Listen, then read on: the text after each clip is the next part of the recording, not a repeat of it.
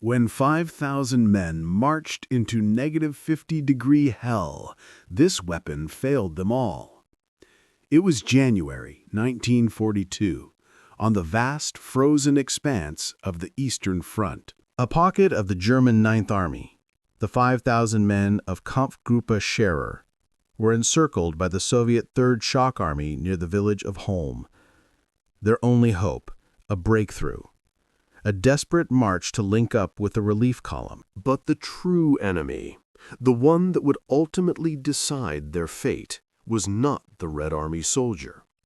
It was a weapon they had trusted, a piece of machinery that was the very backbone of the Wehrmacht's blitzkrieg strategy. And on this day, in the most brutal cold imaginable, it would betray them utterly. To understand the catastrophe that befell Kampfgruppe Scherer, we must first understand the men and the machine. The unit was a mixed bag, remnants of the 123rd Infantry Division, artillerymen serving as infantry, and a battalion of the 329th Infantry Regiment. They were veterans, hardened by the brutal campaigns of 1941.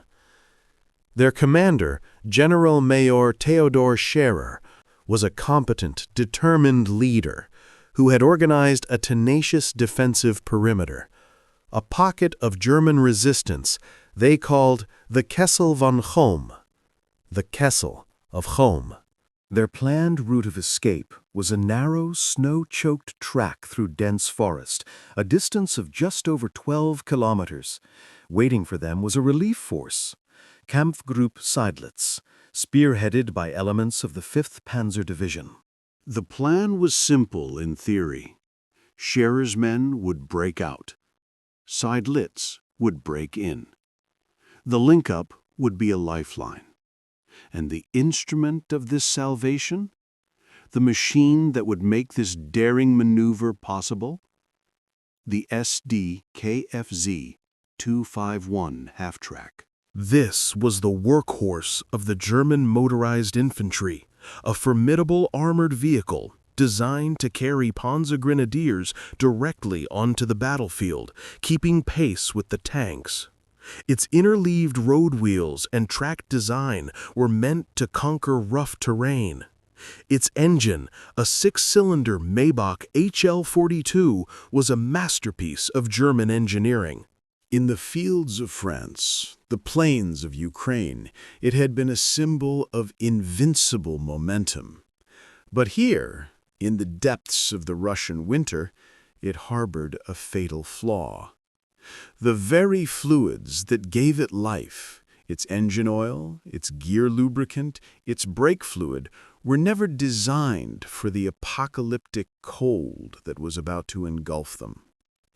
The order to move out came in the pre-dawn darkness of January 21st. The temperature, as recorded by the 9th Army's meteorological unit, was -48 degrees Celsius. That's -54 degrees Fahrenheit. A cold so profound, it was a physical presence, a malevolent force. At 0600 hours, the lead elements of Kampfgruppe Scherer began their silent exodus from their frozen trenches. The men were wrapped in every piece of cloth they could find, greatcoats stuffed with newspaper, woolen balaclavas frozen stiff with breath. Their boots, made of leather and hobnails, were hopelessly inadequate. Frostbite casualties began within the first hour of the march. By 0800 hours, they had made contact with the vanguard of their hoped-for salvation, a company of Sd.Kfz 251s from the 5th Panzer Division. The sight of the gray-green half-tracks emerging from the tree line must have been a profound relief. Here was their mobile fortress, their ticket out of the Soviet noose. But the signs of trouble were immediate. The engines roared with a labored, sluggish tone. Exhaust plumes, thick and black, poured from the tailpipes, a sign of incomplete combustion. The commanders of these vehicles reported that their drivers had been starting the engines in shifts all night, running them for 15 minutes every hour just to prevent the blocks from cracking. The standard Wehrmacht engine oil congealed into a viscous, tar-like sludge at these temperatures. The gearboxes, filled with standard lubricant, resisted shifting with the strength of iron. At 10:30 hours, the first shots rang out. Soviet ski troops, clad in white winter camouflage, began harassing the column's flanks. The German infantry fanned out, returning fire. The order was given for the half-tracks to provide supporting fire with their MG-34s, but on several vehicles, the traversing mechanisms were frozen solid. The machine guns were fixed in place, useless. By 1400 hours, the column had advanced only 4 kilometers. The cold was now actively dismantling the German force. A sergeant from the 123rd Division later wrote in his diary, "It was not a battle against the Russians, but a battle against the air itself. Every breath was a knife in the lungs. Every touch of metal tore the skin from your fingers." Then the main Soviet blocking force was encountered. A battalion of Siberian troops, equipped and trained for this very environment, had dug in across the road. They opened up with mortars and heavy machine guns, pinning the German infantry down. The situation demanded a classic combined arms assault. The half-tracks were to push forward, using their mobility and armor to suppress the enemy positions, while the infantry advanced. The order was given. The drivers, their hands numb inside their gloves, slammed the gear shifts. And that is when the weapon failed them all. It did not happen with a bang, but with a series of sickening mechanical groans. Across the column, the Sd.Kfz 251s began to die. The congealed oil in the engines could no longer circulate properly. Pistons seized. Connecting rods, starved of lubrication, snapped like twigs. From the lead vehicle, a sound like a gunshot echoed across the snowy landscape. The engine block had catastrophically fractured. Steam and smoke erupted from under the hood. It was dead. Then another. A half-track attempting to shift into a lower gear to climb a slight incline found its gearbox utterly locked. The driver forced the lever, and with a loud crack, the shift linkage sheared. It was immobilized. Panic began to ripple through the German command. The vehicles were not just stopping, they were becoming death traps. Stationary, they were perfect targets for Soviet anti-tank rifles. A PTRD-41 round slammed into the side of a stranded 251, piercing its thin armor and turning the crew compartment into a charnel house. The cold attacked every system. The rubber on the road wheels became brittle as glass, shattering under the vehicle's own weight. The tracks, frozen stiff, lost their flexibility and snapped under tension. The electrical systems failed as batteries, their chemical reactions slowed to a crawl, went dead.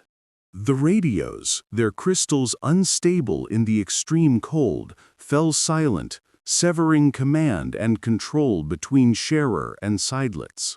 The scene was one of apocalyptic chaos. 5,000 men, the core of a surrounded German battle group, were now stranded in a killing zone.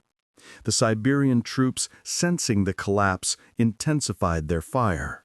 Mortar rounds began to walk down the line of stalled and broken vehicles. Men who sought shelter behind the immobile half-tracks were cut down by machine gun fire. Inside the vehicles, the crews faced a horrific choice: stay inside and risk being incinerated by a lucky hit to the fuel tank, or abandon their metal coffins and face the sniper's bullet and the sub-zero wind. Many chose the latter, only to fall within meters, their blood freezing instantly on the white snow. General Scherer, from his command post, received the reports one after another. Motors seized, transmissions locked, we are immobilized. The grand plan, the meticulously orchestrated breakout, was disintegrating not because of a superior enemy force, but because of a fundamental failure of technology. The very tool that was to be their deliverance had become their anchor, dragging them all down into the frozen abyss. For 3 brutal hours, from 1400 to 1700 hours, the massacre continued. The weapon had failed them all, and the price was being paid in German blood. As dusk began to fall, casting long blue shadows across the snow, the situation was beyond desperate.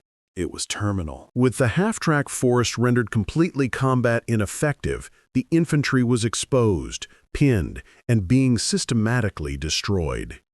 It was in this moment of absolute crisis that the human spirit asserted itself over mechanical failure. General Scherer made the only decision left. He gave the order that would save whoever could be saved. Abandon the vehicles. Abandon the heavy weapons. Every man for himself. Break out in small groups. Head for the German lines. Viel Glück. Good luck. What happened next was not a coordinated military action, but a raw, primal struggle for survival. The discipline of the Wehrmacht dissolved into the instinct of the individual. Small clusters of men, often from different units, banded together. They used the cover of the approaching night and the continuing chaos around a destroyed vehicle column as their only allies. They moved not as soldiers, but as ghosts, flitting from tree to tree through drifts of snow that reached their chests. They left behind their wounded, their heavy machine guns, their mortars, anything that would slow them down. It was a heartbreaking necessity.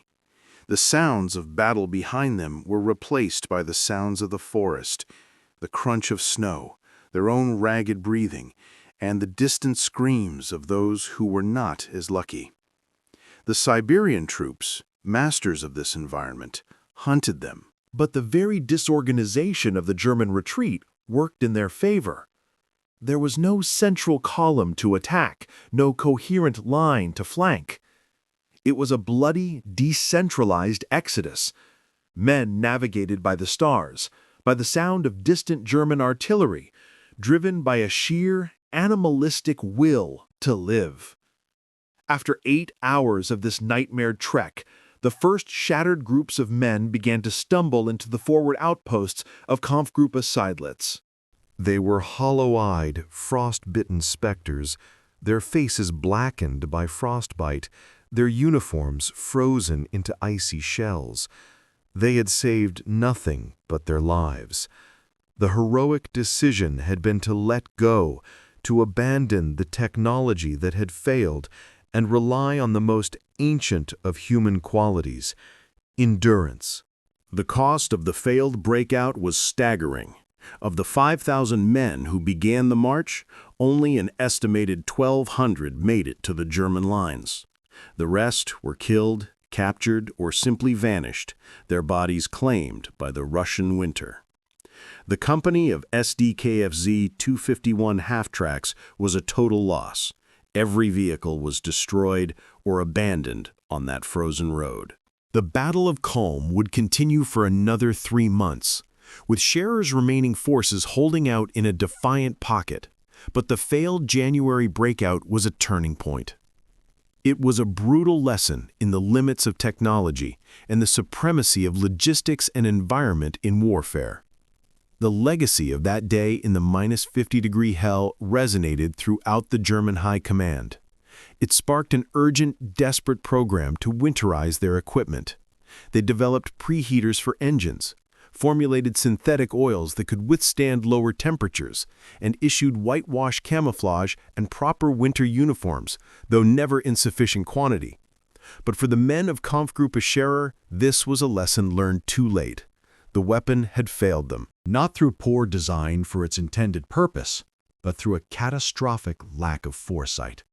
The story of their march is not one of glorious combat, but a somber testament to the fact that in war, the enemy is not always the man pointing a rifle at you.